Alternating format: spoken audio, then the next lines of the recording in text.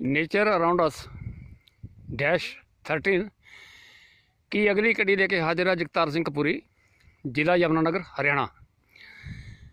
आज जो मैं आपको दिखा रहा हूँ ये गेहूं का वीट का खेत है ये, और अभी ताज़ी बोई हुई है। मेरा ख्याल है कि एक हफ्ते के अंदर अंदर की बोई हुई है ये। आपको मैं दिखा रहा हूँ, ये बहुत ही छोटे पौधे हैं अभी। ये पूरा खेत जो है ये इसमें जमाव हो चुका है। ये दिख रहे होंगे, छोटे छोटे पौधे दिख रहे होंगे आपको। पूरा खेत जो है ये इस टाइम जमाव में है। पूरा खेत में जो है वो जमाव आ गया है गंदम का, वीट का, गेहूं का। और ये एक हफ्ते के लगभग मुझे दिखाई दे रही है, क्योंकि इसमें पहला पानी अभी नहीं दिया गया, ज़मींदार ने नहीं दिया है, देंगे।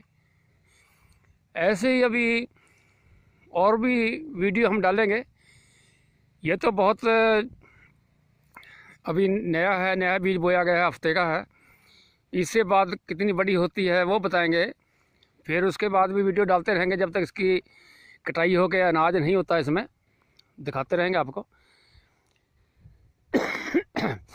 कई जगह जहाँ पे ये गंदम नहीं होती है और उनका अपना अपना तरीका है, उसके लिए जानकारी बहुत ही महत्व रखती है। आप देख रहे होंगे इसमें हरियावल नज़र आ रही है। अभी बहुत ही छोटे पौधे हैं। मैं यहाँ से गुजर रहा था तो यह खेत देखा मैंने, बहुत मुझे पसंद आया। ताज़ा ताज़ा खेत है, अभी इसमें पानी नहीं दिया गया। पानी देने के बाद तो मिट्टी यकसां हो जाएगी, बराबर हो जाएगी। अभी दिखाते हैं आपको।